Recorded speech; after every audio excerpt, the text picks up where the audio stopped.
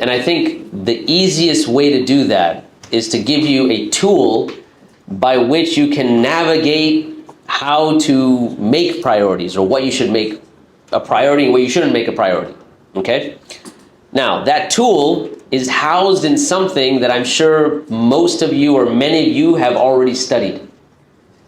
And that tool is based upon how we define success.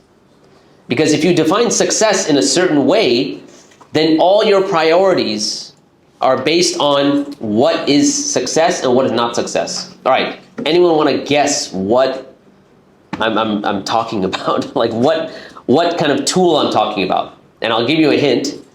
It comes from the Qur'an, and it comes from Juz Amma. And it tells you about success. Or maybe it tells you about the opposite. And maybe that's a better clue. And it's 3 ayahs long. And it starts with an oath. Al-Asr. All right, there we go. MashaAllah. I knew you would get it sooner or later. Okay. Now, I'm sure you must have heard this tafsir being explained, but I wanted to look at it from the vantage point of how we can use it as a guide, as a tool to guide us. Okay, so it may seem like a classical tafsir of this surah, but believe me when I tell you, it's going to be a few points where I think they'll be a bit different. So the first point, بعد أعوذ بالله من الشيطان الرجيم, it starts off wal asr. Now, this is a particular oath that Allah subhanahu wa ta'ala is taking. And it's by what? What does asr mean? Time. Now the thing is, there are different ways in which you can say time in Arabic. You can say asr, you can say zaman, you can say dahr. And when you understand the significance of the fact that Allah uses this particular phrase, of this particular word, it's quite profound. And here's why. If you compare this word to the term dahr, so Allah subhanahu wa ta'ala says that alam ya'ni lilladhina, no, sorry. Allah subhanahu wa ta'ala tells us in terms of, has there not come a time upon the human being, dahr, in which he was not a thing mentioned. So here Allah uses, in Surah Al-Insan, dahr. Here He uses asr. So the question you want to ask, why is it that He uses asr here and dahr there? In fact, I'll add a little more complexity to this. The Prophet ﷺ says that لا تصبوا الدهر فإن الله هو الدهر. Do not curse dahr, for Allah is dahr. Alright, so don't curse time, because indeed Allah is time. But the word He uses there is dahr, He doesn't use asr. So there has to be a significance as to why asr is used here and dahr is used in Surah Al-Insan. Now what is the significance? Now this is where it gets a bit philosophical. So in the introduction they said I specialize in theophilosophy, so now we're about to kick it up a notch, okay? When we understand time, we have to understand space as well, okay? I think last time I was here, I spoke about how you understand where you are. Now that might seem very basic, but before the advent of maps, so maps are a very rudimentary technology. Before the advent of maps, when a person was trying to make sense of where they were, it was very organic. You would walk around, you would interact with people, you would go down the street, make a right, make a left, whatever it is, right? Once you have the advent of a technology as rudimentary as a map, now the map cognitively dictates where you are. In other words, it's not just simply organically walking from place A to place B and so on and so forth. Now the map has an impact on, this is where I think I am in the world. Is everyone clear about this? Okay?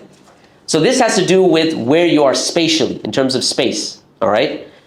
Now, if you take the example of a map, and we look at like a world map. So real quick, a world map, what continents are in the north of the equator?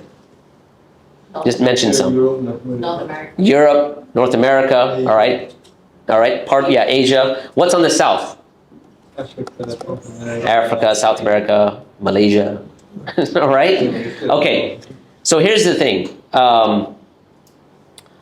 This particular map is the map that had originally been put together by Ptolemy.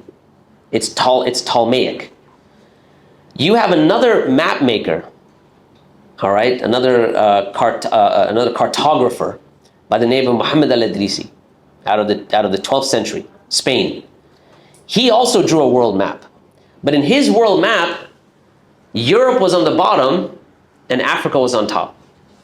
Now, if we need to stop and say, why did Muhammad al-Idrisi draw his map such that Europe was on the bottom, Africa was on top, and yet Ptolemy's map has Europe on top and Africa on the bottom? Is one map correct and the other one incorrect? Well, the thing is, the reason why Ptolemy draws Europe on top is because from his concept, the civilization that's dominant is housed in Europe. From Muhammad al-Idrisi's, rahimahullah, from his perspective, the civilization that's dominant is generally housed in the south, right? Because that, North Africa and Africa and all these other places, they're all under Muslim rule. What's also interesting is that when Ptolemy drew his map, he was residing in Africa, and when Muhammad al-Idrisi drew his map, he was residing in Spain, which is a separate point. But anyways, interesting, okay? Now, if you were to go to outer space, which one is correct? There is nobody's is correct, because how do you know what's up, what's down? There's no concept, right? So when it comes to where you are, coming back to this, a map kind of tells you where you actually are. It impacts where you think you are. They did some studies on this, and in the US, and they were looking at movers, right? And so movers would charge $200 more when they moved people's items from south to north as opposed to north to south. It wasn't because they did some sort of analysis to say it's more difficult to go from one to the other. It's because of the perception. When you go from north to south, it seems like you're going downhill. So it's perceived as being easier. And when you're going from south to north, it's like you're struggling to go uphill. It's perceived to be more difficult, right? So they would charge $200 more going from south to north than north to south, okay? All of that is related to the concept of just space. So if a rudimentary technology like a map has an impact on where you think you are, and the reason I'm mentioning space is because it's easier for us to conceptualize this. If that is the case when it comes to space and a technology having an impact on where you think you are, think of time in the same way. There is a natural occurrence of time that you experience as just being a conscious human being.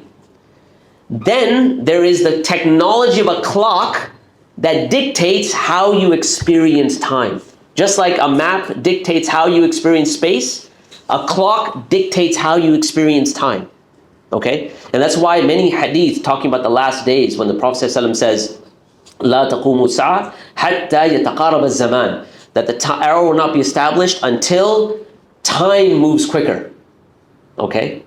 So, if this is the case with time, in philosophy, this time that is dictated by a clock, which is divided into minutes and seconds and hours and so on and so forth, this is known as serial time.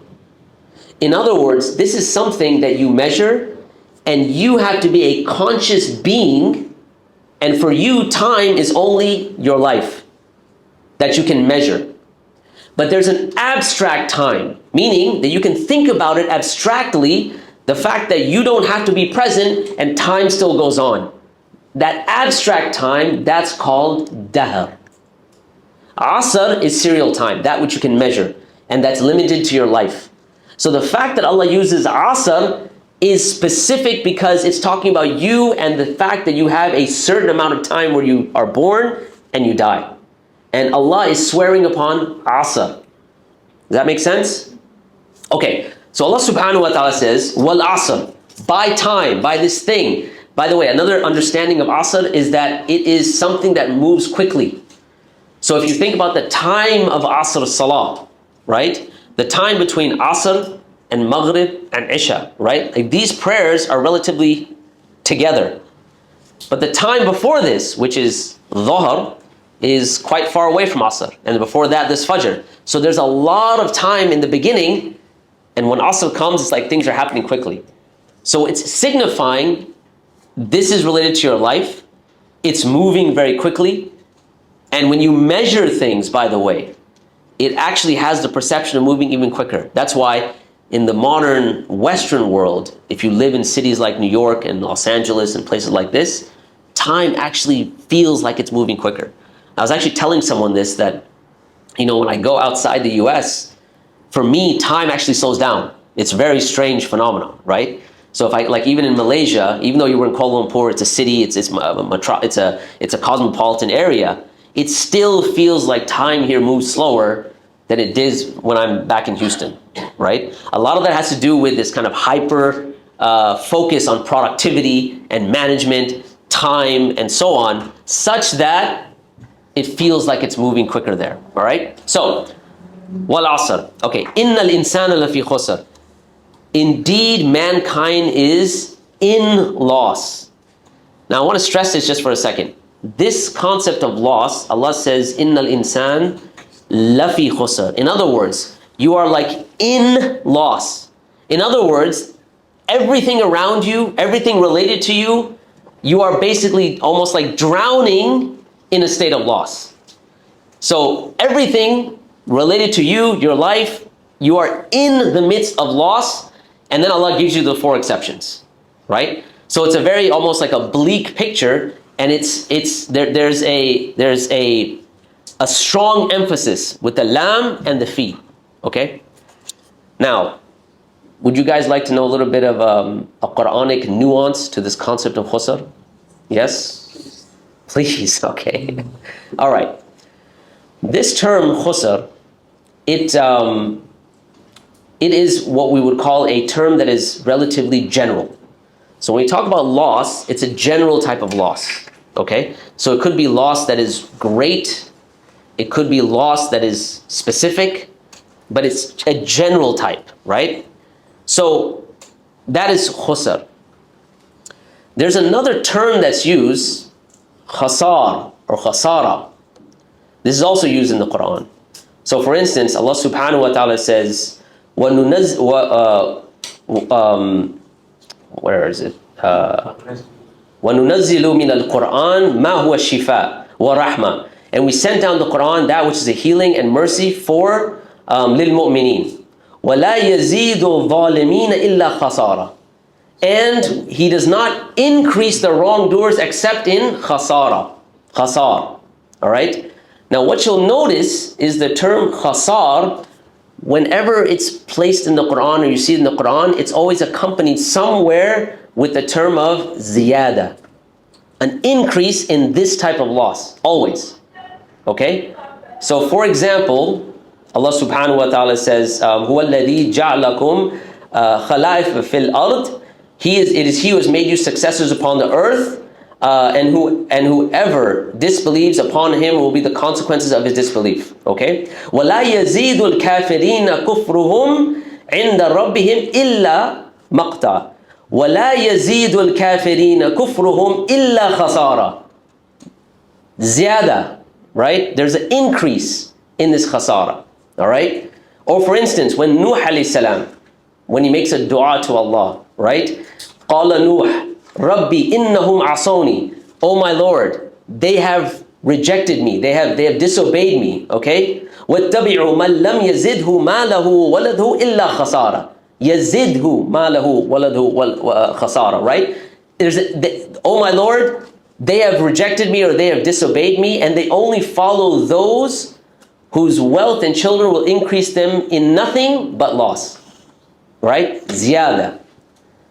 Okay, so like 3 or 4 examples. By the way, this particular ayah related to Nuh alayhi salam, one of my teachers said something really interesting.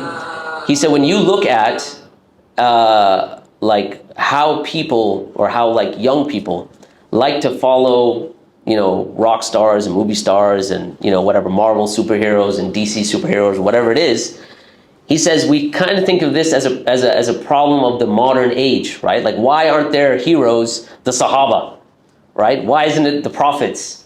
And he says this ayah, where Nuh alayhi salam is complaining, it's almost like he's complaining the same thing. Why? Because he says, إِنَّهُمْ عَصَوْنِي, they disobey me. And who are they following? وَاتَّبَعُوا مَنْ لَمْ يَزِدْهُ مَالَهُ وَوَلَدَهُ إِلَّا خَسَارًا. And they only follow those people whose wealth and children will not increase them in anything except loss. Right? So it's a perennial problem. It's not like just this in the modern age, kids are following Iron Man or whatever it is, right? Okay.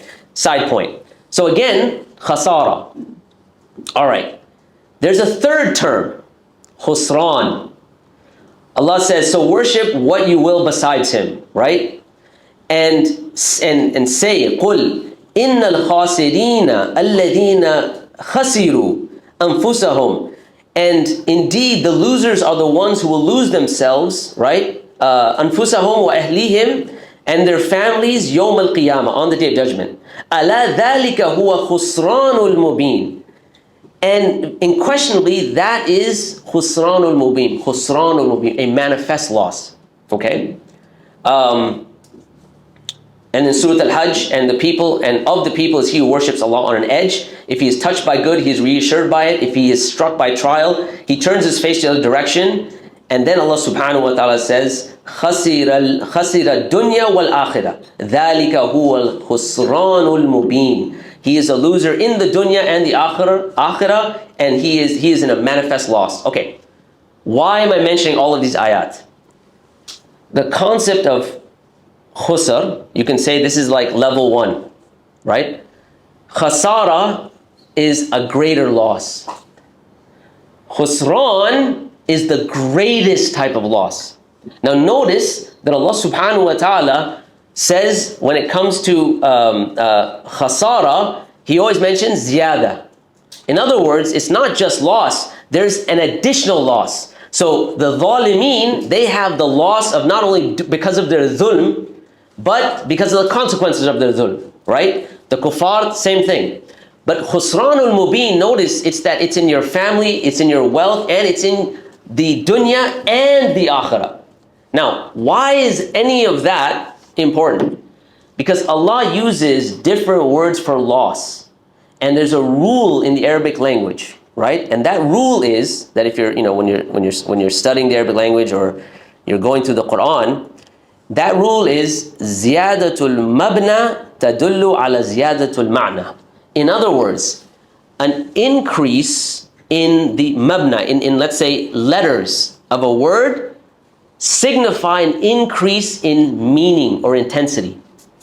So let's start with khusr. It has khaf, sin, ra. Khasara, there's one extra alif. Khusran, extra alif, extra noon. So the increase in the letters is the increase in the intensity. Right? Think of it this way. When the Qur'an comes down, it comes down primarily as an oral recitation. Yes, some of it is written, no doubt, on bones and skin and stuff like that. Primarily it is oral. And you have this whole Qur'an beginning to end, and this type of consistency from beginning to end. In an oral transmission, and it happens once, there's no sort of editing, right? Like Shakespeare goes back and edits like 5 different times and tries to eventually come up with something. But these type of nuances, they exist in the Qur'an, even though it's an oral transmission and even though it only happens in one shot. There's no correction to go back and like, oh wait, ziyada fil ma'na, right? Ziyada, let's put the ziyada here and the ziyada here and yazidul zalimeen and so on and so forth. It doesn't work like that. And these ayat, I talk about Surah Al-Hajj, Surah Al-Zumar, and so on, they're all being revealed over different times in the 23 years.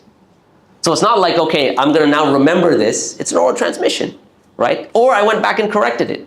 Anyway, so that's just an additional kind of interesting nuance. So, إِنَّ الْإِنسَانَ لَفِي خُسْرٍ, that indeed mankind is in a state of loss.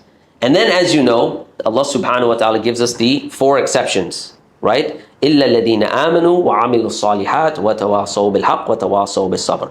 Except those who believe and those who do righteous deeds, right? And those who advise each other to truth and those who advise each other to sabr. Now, I don't have the time to get into all of the details related to iman and amal. So I'm going to focus on haqq and sabr. Now, and specifically sabr here. All right, so why am I focusing on sabr specifically? One of the things that I usually say is that if you look at what the worldview that people have adopted today, by and large, that is the worldview of liberalism. Now, I don't mean liberal versus non-liberal, right? Liberalism is a worldview. It's predicated upon concepts like freedom, equality, liberty, all right? The one thing that so freedom, equality, liberty, all right? So liberalism, the term liberal, it had a meaning in the pre-modern world, before modernity. Because the word liberal comes from freeing yourself.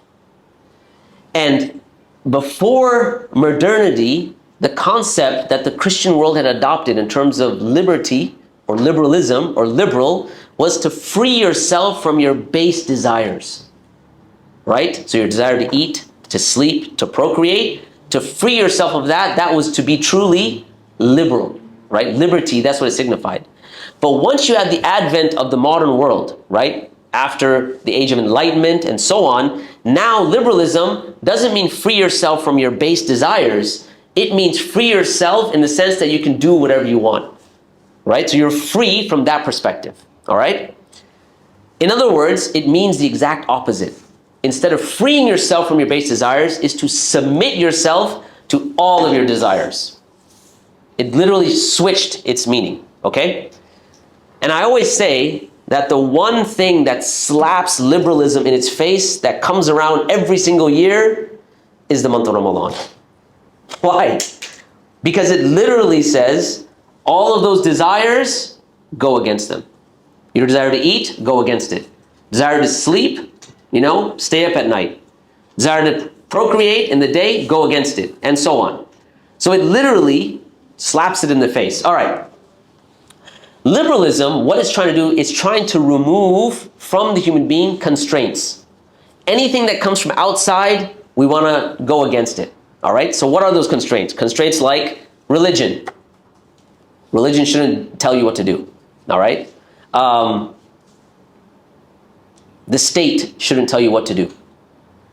And in fact, what environment does liberalism take birth in, by the way? When does it come about? It comes about in Europe when you have the dominance of the church or the institution of the church and its right to make truth claims. Meaning it's able to say, this is what's true and this is what's false. This is what you have to believe and this is what you have to reject. All right? En masse. When you have now this let's say this battle between science, discovery, and the church, and you have what's known as the wars of religion in the 1520s, starting in the 1520s, this is a rejection of the external authority of the church, right? It's in this environment that liberalism starts. In other words, we want to liberate ourselves from any external authority because we should decide. Why? Because what has the church brought? Except that it has brought suffering and pain and so on. And by the way, this suffering and pain and all of this that we're talking about, it's very interesting because when you look at what were some of the things that early Christianity promoted? So early Christianity promotes celibacy. All right. Now I think we know that because even Catholics today, they believe that the highest ideal or the highest ethic or moral is to be celibate. In other words, to not get married, to not have intimate relations. And that comes from early Christianity. Now, that being the case, why did they come to this point of saying, you know what, celibacy is the way to go? Well, it happens that when in early Christianity, you had discussions about the nature of Jesus, what we call Christologies, all right?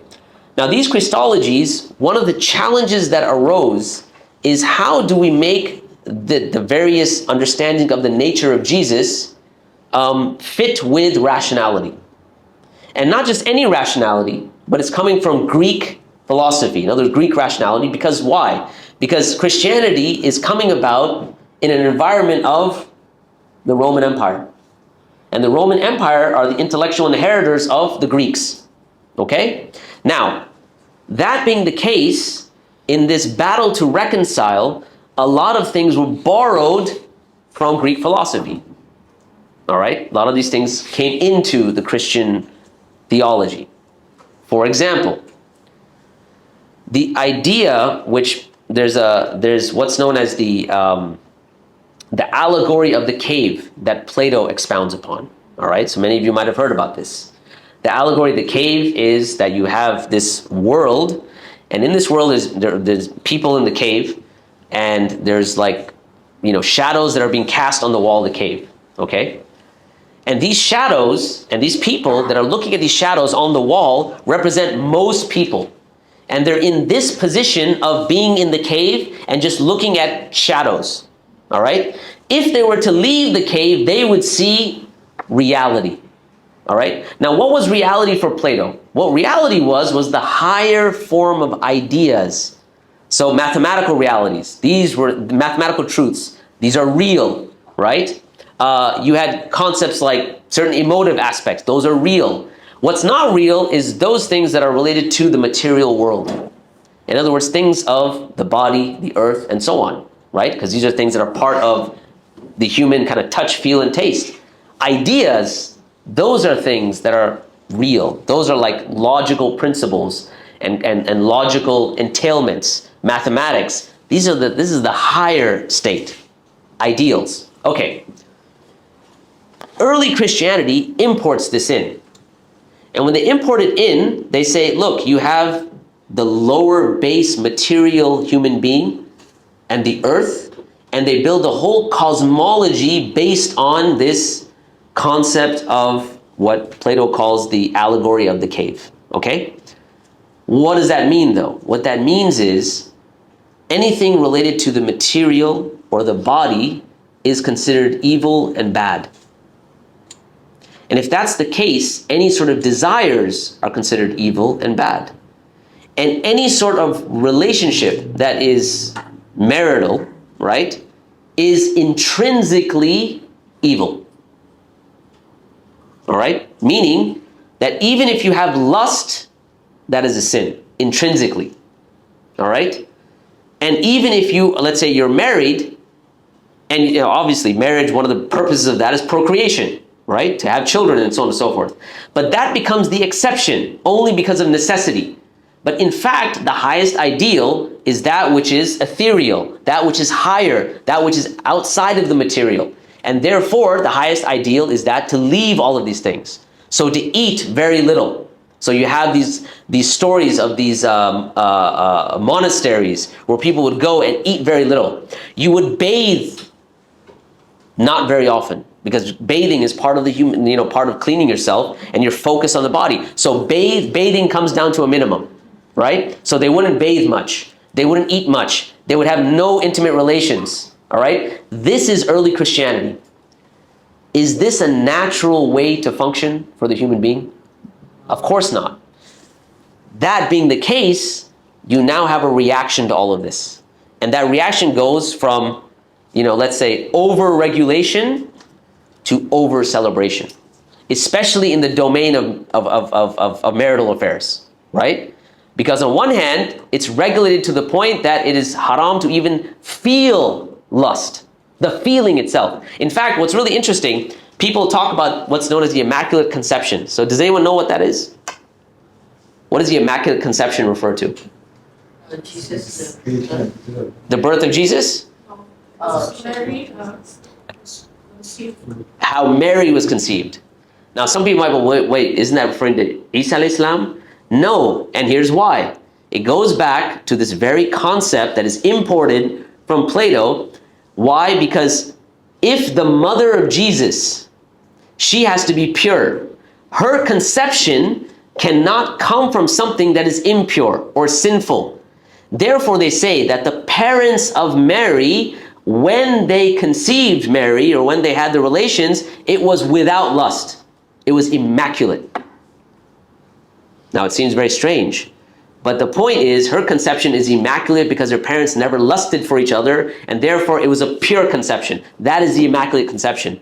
Based on what? Why did all this come up? Because of this concept of the ethereal is pure, and that which is related to the world and the material world is negative and dirty and bad, right? And in fact, I think I mentioned this last time, they actually classified fruits like this as well. So potatoes were called the devil's apples.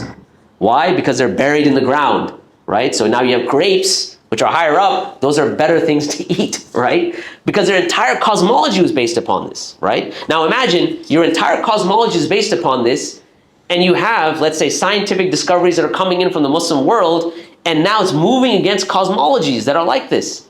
For instance, another interesting aspect they talked about is when the New World was discovered, or quote-unquote discovered, even though there's plenty of evidence, linguistic and otherwise, that there was Muslim presence in North America way before Christopher Columbus, right? Like, you want an example? Okay, so remember I was talking about Muhammad al-Idrisi? Muhammad al-Idrisi, he writes in one of his books, right? And he says that I wrote and I interviewed 8 sailors. And they told me their story about where they sailed to. So what these 8 sailors said is that we sailed, and we sailed westwards. And eventually they get to a certain place. They're all narrating this to Muhammad al-Idrisi. We get to a certain place, and when we get to the shore, these people that we did not recognize basically took us as captives. Now, when we were in this place, we're in captivity. A few days later, a man comes, and we can't, just to preface this, they can't understand what these people are saying. Like, the language is different. They say a man comes, and he starts to speak to us bil Arabi, okay, in Arabic. Okay, where did this guy come from? Did he get wahi and he learned Arabic? Now he's, of course not, right? There has to be a presence there, someone there that's actually speaking it. He translates and secures their release. When these natives take them back to their boat, they take them back in canoes. Canoes are a specific American technology. You don't see canoes generally in the way they're structured and things like that, how they're described in other parts of the world. So these sailors come back and they narrate this to Muhammad al-Idrisi. All right? So there's narrative evidence, there's linguistic evidence. The one country that has the most cities by the name Medina is the United States. And the word Medina, as you, I'm assuming, know, comes from the word deen. The place where deen is enacted, that's Medina, right? So deen is your worldview, your laws, your regulations, how you perceive reality, and so on. The place where that's enacted, that is Medina, comes from the same root. That's why the highest ideal or the best city is Madinatun Munawwara, right? It's the city of light, or the city of the Prophet ﷺ, Madinatun Nabi ﷺ. Okay? And the US has more cities named Medina than any other country in the world. How did they get those names? We have Palestine, Texas. How did you get that name? In Texas? Come on, man.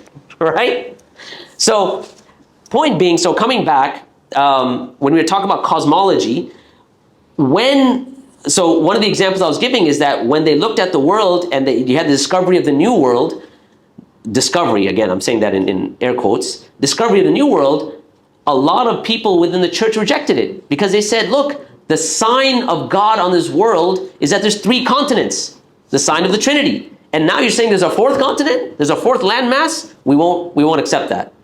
Okay? Once you start having these type of issues, obviously you start having a rift. Okay? So, coming back to where I kind of started off from, these particular ideals, it goes from over-regulation. The reaction to that is what? Over-celebration. In other words, everything becomes okay. And I'll tell you something that's going to be a bit controversial. The over-regulation, was that part of the fitrah, or is that in line with the fitrah, or is that against the fitrah? It's against the fitrah. right? Why? Because we know that there's a natural human desire, need for intimate relations.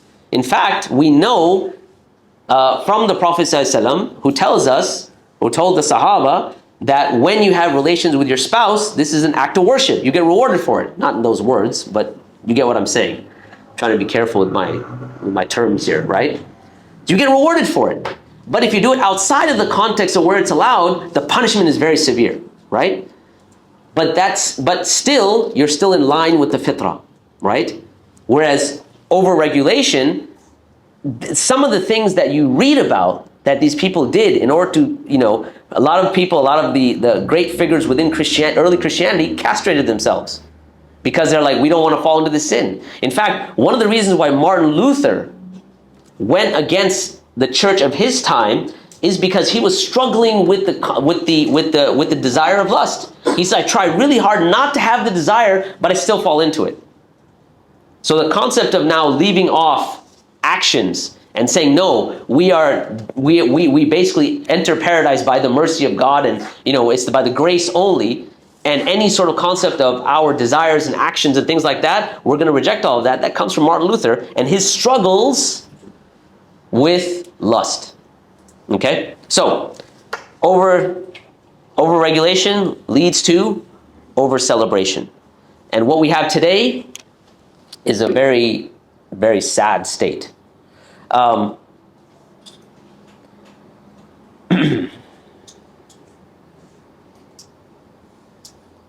right, one second. So, all of this, the conversation where this discussion was going was sabr, right? What I was trying to get at is Ramadan is the exact antithesis of liberalism, because it tells you to do the exact opposite of what liberalism is telling you to do. Okay? So, let's explore sabr a little bit more. We know the Prophet ﷺ says, when it comes to sabr, that fasting is half of sabr. So fasting is half of sabr. Abdullah ibn Mas'ud says that sabr is half of iman. Imam al-Ghazali says, therefore, fasting is 1/4 of iman, right? By doing the math. Okay. What does sabr mean linguistically? So first of all, it refers to imprisoning oneself, right? It means to imprison oneself, habas. And to imprison or constrict or limit the self with regards to obedience of Allah, staying away from sins, and being patient with trials. And the spiritual definition, in essence, is that sabr is what makes human beings human. Now that might sound a bit controversial. Well, not controversial, but it might sound a bit unclear. So, when you look at spiritual works by various authors that talk about spirituality, for example, Imam al-Ghazali and others, they talk about the kind of this tripartite division in the creation. You have animals, you have humans, and maybe jinn, and then you have angels. Okay? The unique element or the unique item within these three is the human being. Now, what makes the human being unique? Well, one of that is how they are in relation to desires. Because you see, desires are blind. In other words, when you have a desire to eat or sleep or drink, if there was no moral code, you just submit to your desires. That's why animals work on instincts, because desires are blind. So, animals do not have a free will. They work on instinct. So whatever they desire, when they want to eat, they eat. When they want to sleep, they sleep. When they want to have relations, they have relations. They hunt and so on and so forth. Angels also don't have a free will. Whatever Allah commands them, they do. What is the being that has free will? The human being. And because of that free will, if they go against those desires appropriately, they enter a status that's higher than angels. And if they succumb to their desires, they enter a state that is lower than the animals. All of that means that the only being that can exhibit sabr are humans. Angels can't, animals can't, or don't rather. Whether they can or can't is a separate issue. Okay? It makes the human being unique. And because of this, when the human being exhibits sabr, they get a status greater than the angels. Why? Because they have a free will, and out of their own free choice, they're the ones that chose it, and therefore their status goes higher because they had the free will and they went against their desires. Right? So I'm sure you all remember the very famous hadith where Allah subhanahu wa ta'ala shows Jibreel alayhi salam the hellfire. Right? You're familiar with this hadith.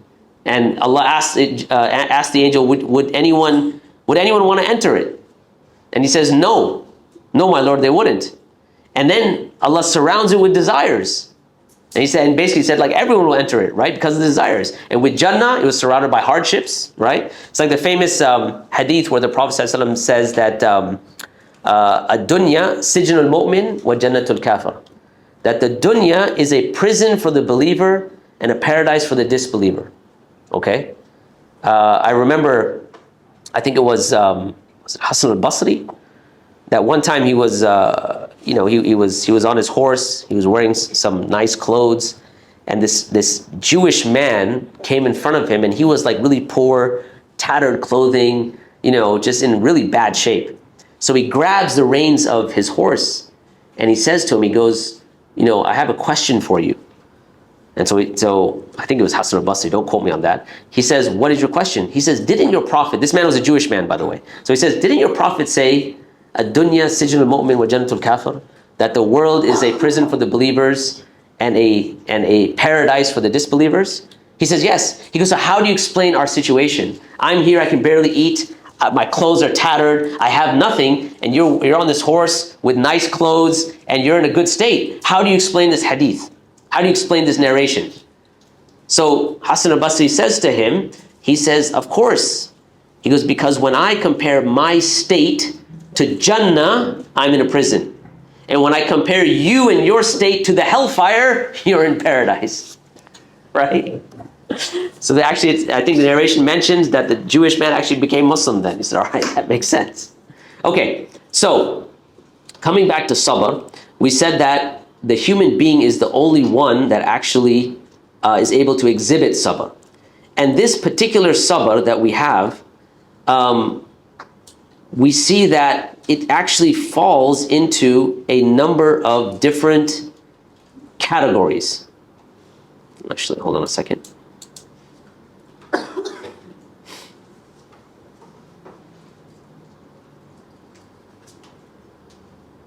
I kind of already covered the categories, so I'm not going to get into that. All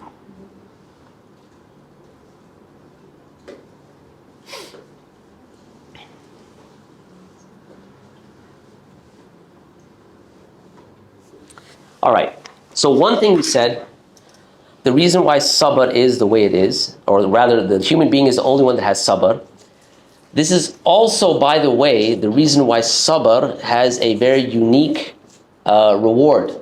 When Allah subhanahu wa ta'ala speaks about sabr, He says that indeed this sabr is rewarded لِغَيْرِ hisab. It is without hisab, meaning there's no sort of quantifiable reward you get for it. The reward is almost endless. And this is why you see the connection between sabr and siyam, right? Fasting. Because even fasting, Allah says in the hadith Qudsi, as you know, that sabr is, or rather, Sawm is for me. وَأَنَا أَجْزِي بِهِ, and I'm the one that rewards for it, meaning the reward could be endless. Because sabr exists in different categories. How so? Well, when a person is faced in some sort of fear and he exhibits bravery, this is called courage. But courage is predicated upon a type of sabr. It's called courage. It's positive, right? And so on. So sabr has a very high muqam. All right. Sabr is one element of the human being. There's another thing that makes the human being distinct, and that is the ability to reason. And reason is predicated upon the ability to speak. Okay? Now I'm going to spend a few minutes here because I think it's a bit important. when you look at, for instance, when Adam alayhi salam, when the angels had that, when Allah subhanahu wa ta'ala says, I'm going to place upon the earth a khalifa, right? And the angels asked Allah, or said to Allah, why will you place upon the earth something that sheds blood, right? And Allah says, I know that which you do not know. And then Allah says, وَعَلَّمَ آدَمَ الْأَسْمَاءَ كُلَّهَا, and we taught Adam the names of everything. Now let's stop here for a second. Why is this significant? Because what this points towards is the idea of human beings being able to have language, to converse, right? In fact, this is highlighted in many places in the Qur'an. So for instance, Ar-Rahman, Allama al-Qur'an, Khalaqa al-Insan, Allamahu al-Bayan, right? So bayan and speech, these things are highlighted over and over again. In fact, the miracle of the Qur'an is what? Linguistic. And there's a reason for that, by the way. Now, which I don't have time to get into, maybe we'll get into in the Q&A. Okay. So this concept of reason, I'm saying, is connected to language. Without language, the human being cannot reason. Okay? You need some sort of form of language to reason in a certain way. Okay? And language itself is a concept that is rooted in the fitrah. All right, now there's a lot of studies that have been done about this. But when you really think about language, you have to understand that language is not something that you find in animals. Scientifically, you don't find in animals. Of course, within our tradition, we know that animals do speak and so on and so forth. We're talking about from a scientific point of view, right? A material point of view. What we talk about when we say language, we're talking about the phenomena of language. And this phenomena, when you really start to think about it, you really see the difficulty in trying to assert that this can exist in any other being, right? I'll give you an example. So when we're looking at sentences and we want to change a sentence from a statement to a question, there's a certain procedure we might follow. So first, in the English language, if you had a statement like, a deer is in the garden. So how would you convert this to a question? If I say a deer is in the garden, what's the question? Is a deer in the garden, right? So basically what you did is you took the is and you moved it to the front. Seems pretty simple, right? Okay. Now, a deer that is eating a flower is in the garden. How will you make that a question? A deer that is eating a flower is in the garden. Make that a question. Is the deer in the garden? Is the deer? It shouldn't be that hard, man. Is the deer? Is the deer that is in the garden eating a flower? All right, that's how you make the question. But here's the thing. In the second statement, a deer that is eating a flower is in the garden. How did you know which is to pick? In the first sentence, it's easy. There's only one is. In the second statement, you have a deer that is eating a flower is in the garden. How do you know which is to take? Why do you automatically know that if you say is a deer that is eating a flower in the garden, that's correct. Is a deer that is eating flower is in the garden is incorrect. How did you know?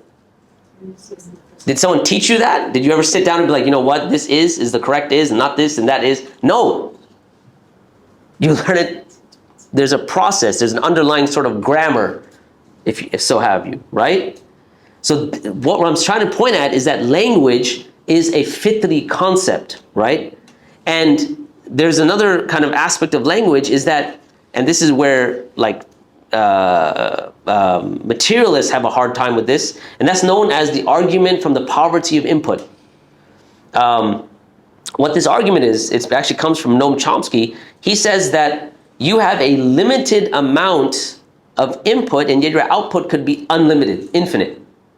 So if I say the statement, yesterday I traveled to, I don't know, Sunway Park, and from there I got on a spaceship, and then we traveled all the way to Alaska, and from Alaska, and in Alaska, I went to an Indian restaurant, and at that Indian restaurant, I ordered biryani.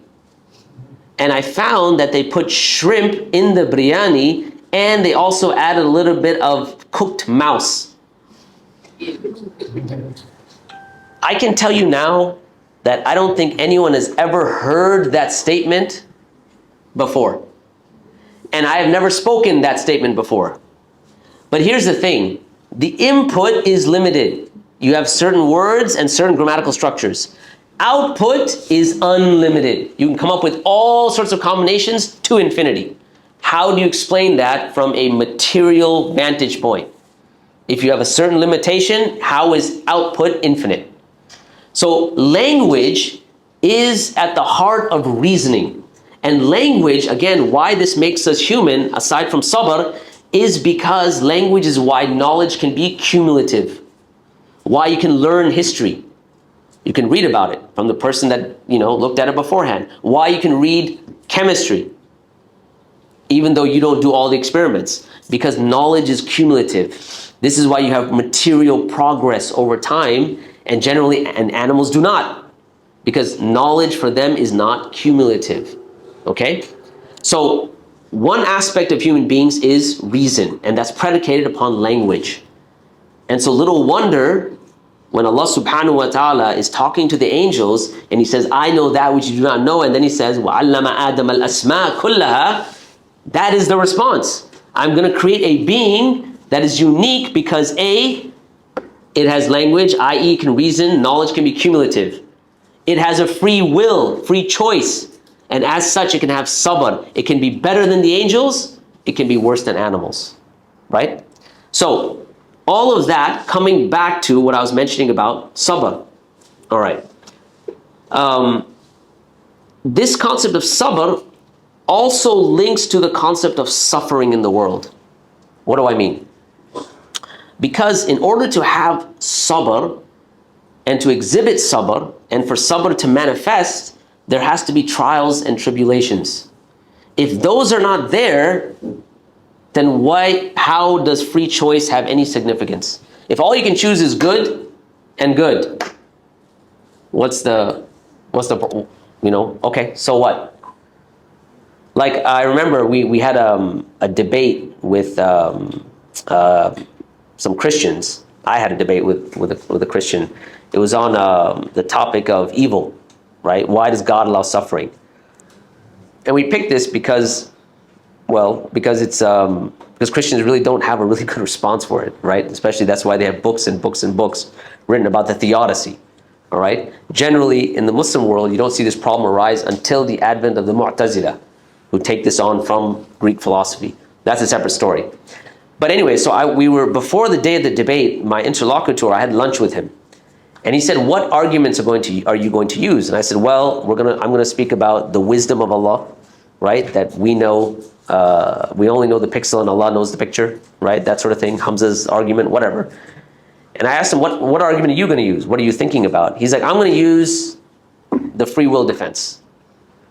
So for those of you who don't know, the free will defense is an argument that comes from a Christian philosopher by the name of Alvin Plantinga. And I'm going to make a simple version of it. He makes it a little more complex. But basically, the idea is that evil exists and suffering exists because human beings have free will. If you did not have evil, then there would be no choice. Because all you could choose is good, and that's not really a choice. All right?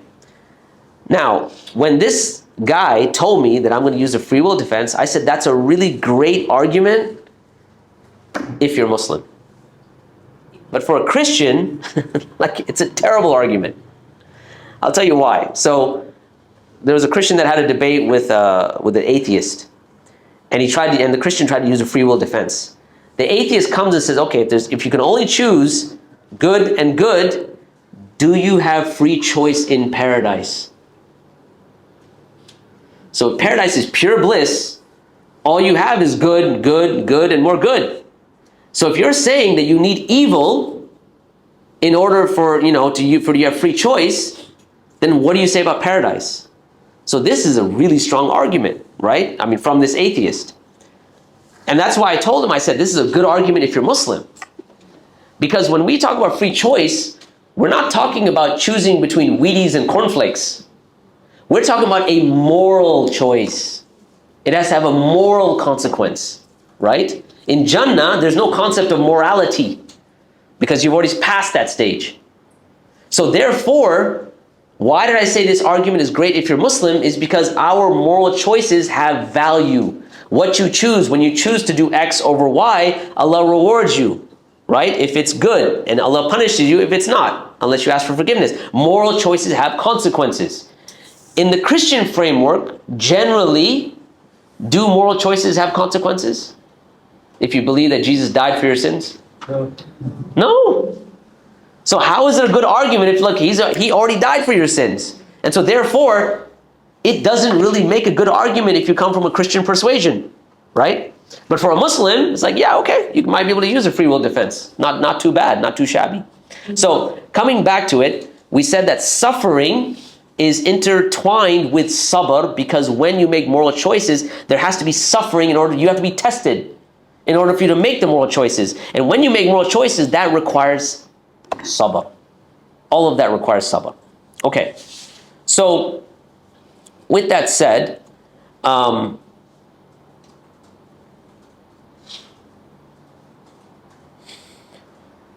there's one other point that I think we can add to this. When Allah subhanahu wa ta'ala speaks about sabr, generally we understand sabr, as I mentioned earlier, that it is either the obedience of Allah, right? To be obedient to Allah, to go against sinning against Allah, and to be patient and to withhold yourself in trials and tribulations. Okay, that's the general kind of quintessential definition, tripart definition of sabr. But what that definition signifies is that the English word patience is actually not quite the same as sabr. Why? Well, because when we talk about obeying Allah, that is something you do proactively. And so it's not like you're just sitting back and then you're obeying Allah. You actually have to proactively do that. Okay. But there are places in the Qur'an where sabr is used and other terms are used that are related to sabr.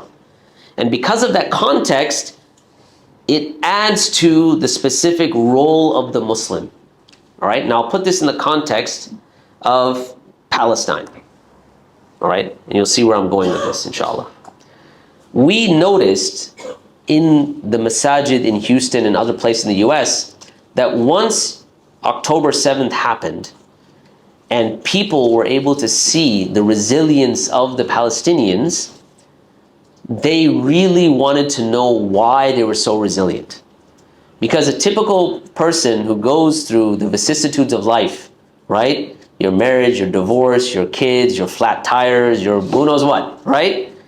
And people can't handle that, and yet you have people whose lives are being destroyed, right? And yet they're coming out resilient with their heads up high.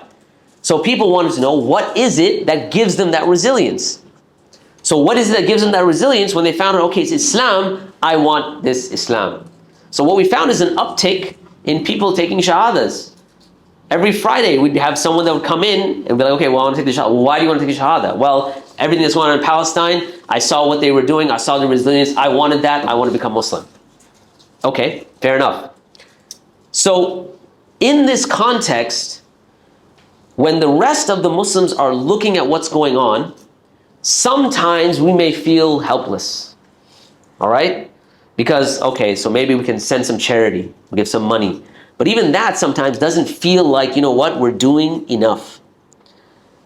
And so what happens is you might have a feeling of despondence. Like, let's just give up, what's the point? Why try? And Allah subhanahu wa ta'ala puts this in the context of sabr. And I'll show you how, inshallah. When you go to Surah Al-Imran, the last ayah of Surah Al-Imran, Allah subhanahu wa ta'ala says, Ya ayyuhalladhina amanu isbiru wa sabiru wa rabitu. Right? Wattaqullah la'allakum tuflihun. Oh, you have believed, isbiru, sabiru, rabitu. I won't translate those just yet. Okay? Oh, you have believed, isbiru, sabiru, wa rabitu. Wattaqullah, fear Allah, so that perhaps you may be successful. What is the difference between isbiru and sabiru? There's actually a difference, even though they both come from the triliteral root, Sad, Ba, Ra. So what is the difference? The difference is as follows. Sabaru, isbiru, right? Sabr is generally an individual thing. Meaning, when it's in the context of, when you have, sabiru next to it, it means that it is like unilateral, it's in one direction. In other words, you are being patient with things that are happening to you. You are persevering, you, individually. Sabiru, however, is that not only are you being patient, you are being obedient, you are staying away from sins, but now there's another force that also has sabr, and you are out sabbering their sabr. I don't know how else to put it. Okay? They have sabr, you have sabr. And now it's two parties that have sabr. And so Allah is not saying just be patient or just persevere. He's saying you have to out-persevere those that also have perseverance. Why is that important in this context? Because this surah comes up and explains many of the things that happened during the Battle of Uhud. When the Battle of Uhud happens, the Muslims, did they go back to Medina like they did after Badr? No, because after Badr, they were victorious. And they were a small army, very ill-equipped, and they decimated the Quraysh that had come out to fight them in Badr. But in Uhud, did the same thing happen? No. In fact, they lost many people. The Prophet ﷺ loses Hamza. The Prophet ﷺ himself is injured in the battle. And so on. So when the Sahaba are coming back to Medina, and they're wondering, like, how could this have happened? Why did this happen? Some of them are feeling very downtrodden, very despondent. Like many of us are feeling, related to Palestine, like what's the point of going on? We're Muslims, we're upon the truth. Why didn't we succeed? Same feeling. Allah subhanahu wa ta'ala responds to this feeling. He says, إِن يَمْسَسْكُمْ قَرْحٌ فَقَدْ مَسَّ الْقَوْمَ قَرْحٌ مِثْلُ. That if you were injured, you suffered injuries, they also suffered injuries. Didn't they? When you were at Badr, didn't they lose people? And now you lost, you suffered, they suffered. But guess what? Here's the difference. When they suffered at Badr, remember what Abu Sufyan said? We will come back next year. That's what he said. And now you, O Muslims, they came back. Aren't you going to come back? If they were injured, if you were injured, they were injured. And so therefore, Ya ayyuhalladhina amanu isbiru wasabiru. O you who believe, have patience, have perseverance, but you've got to out-persevere and out-sabr their sabr. Because they had enough sabr to come back. You've got to have more sabr than them. You've got to do better than them, right? In the context of Palestine, why would we have loss? What is the hikmah in Allah letting Muslims lose in the first place? Why did Uhud happen? Why does Palestine happen? Why do these things happen all over the world? In that very same ayah, Allah subhanahu wa ta'ala says, وَتِلْكَ الْأَيَّامُ نُدَاوِلُهَا بَيْنَ النَّاسِ. And it is, we alternate the days in between the people. Some days you win, some days you lose. Why? وَلِيَعْلَمَ اللَّهُ الَّذِينَ آمَنُوا. So that Allah may make known who are the believers, right? وَيَتَّخِذَ مِنْكُمْ شُهَدَاء. And so that He may take shuhada from amongst you. All right, stop here for a second.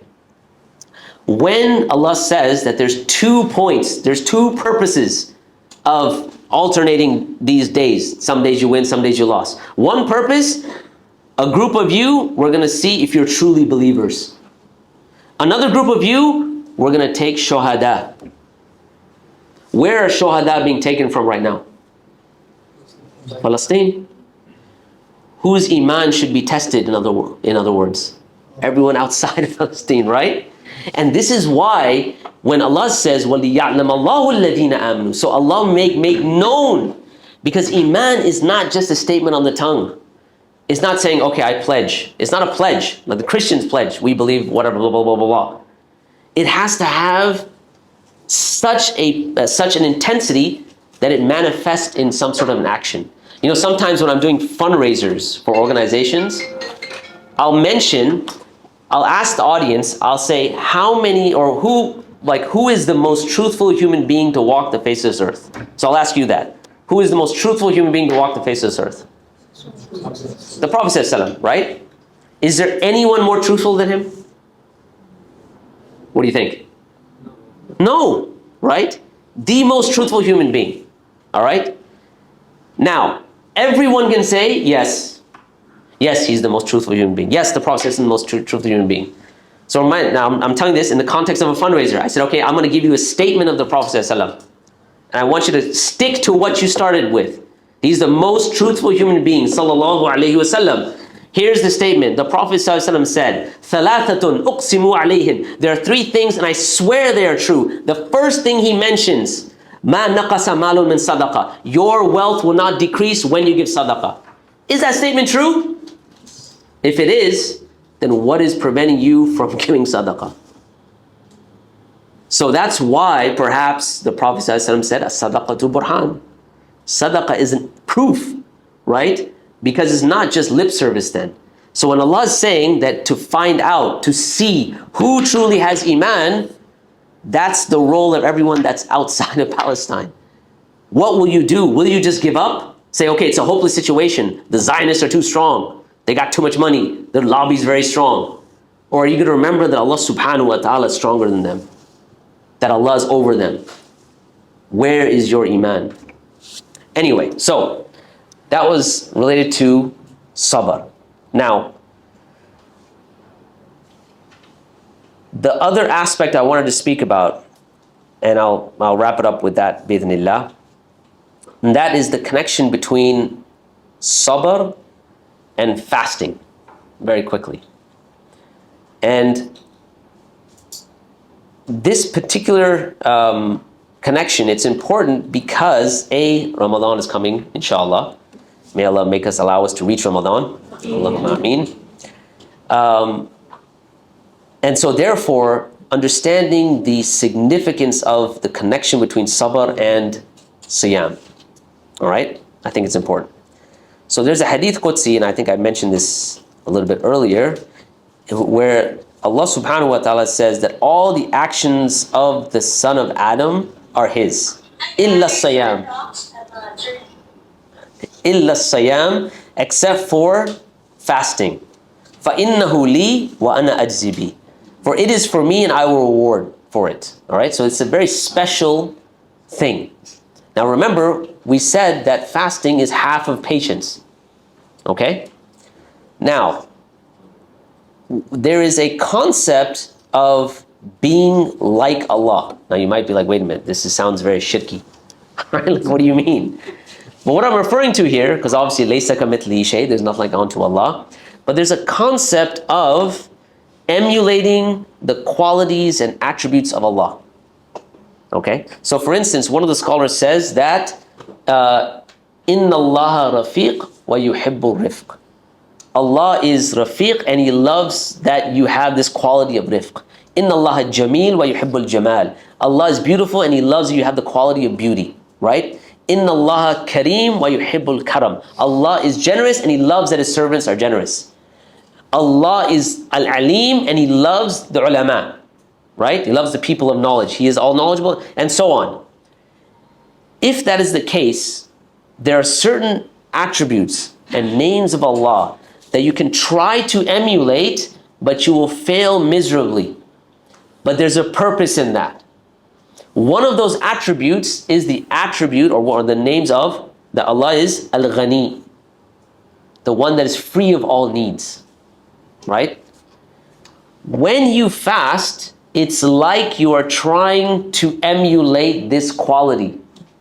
In other words, you don't eat. But what happens is that by the time you finish your fast, when you open your fast, when you break your fast, you go from trying to emulate Allah to understanding that you are totally 100% completely dependent upon Allah subhanahu wa ta'ala and opening the fast. So fasting, in a sense, starts you from a certain position and you end up in the exact position of knowing your position. Because Allah subhanahu wa ta'ala says, Ya ayyuhan nas antumul fuqara illallah. O mankind, you are faqir before Allah. You are impoverished before Allah. Wallahu huwal ghaniyul hamid. And Allah is the one who is free of all needs, independent, and the one that's praiseworthy. When, and really, the concept of sabr, fasting, and all of these things bring you back to the state of reminding you that you are faqir. You are impoverished before Allah. Because all of us need reminders. Because it's very easy to forget this status. I remember my brother was telling me, he studied at Medina University, and he said that I was in my dorm room once, and you know, it's Medina University is kind of interesting because it's like the United Nations of the Muslim world, right? So people from all over the world that go there. He says, so I was in my dorm and I walked into the bathroom and I saw this guy, and he was looking at the tap, and he was like turning it on and turning it off over and over again. And so my brother said, what are you doing, man? Like, why are you just turning it on and turning it off? What's going on? He goes, and so my brother said that was the first time he had seen running water. The first time he'd seen running water. And it just took my brother back, right? Like things that we don't think twice about. You turn on the water, you make wudu, you know, the bathroom has water all over it, especially if you have kids. So you don't think about it. But if you think about other places, other times, life was more precarious. You understood your dependence upon Allah subhanahu wa ta'ala in a very deep and visceral way. If you had to walk miles to get water, and when you make wudu with that water, you would be extra careful. You would understand that you are faqir before Allah, right? And this is why Allah subhanahu wa ta'ala says, Kalla innal insana la yatgha. Indeed, the human being has gone beyond the means. He has tughyan. He has, like, you know, like when you're filling up a glass of water and you go beyond its limit, that's tughyan. So the human being goes beyond. Why does he go beyond though? Why? Ara'ahu staghna. He sees himself as self-sufficient. You get your paycheck every 2 weeks. Pretty soon, you forget that the paycheck is not based on your employer or your efforts. It comes from the one who is above the seven heavens. And you're totally 100% dependent upon Allah subhanahu wa ta'ala. All of that revolves around the concept of sabr. And that is, in essence, one of the ways in which you get released from khasarah. So I'll go ahead and stop here. And I guess, I don't know if we have time for Q&A, or I don't even know how long I'm supposed to be going for, but we'll go ahead and stop here. If we have time for Q&A, I don't mind. Or if we need to stop, we can stop. Inshallah.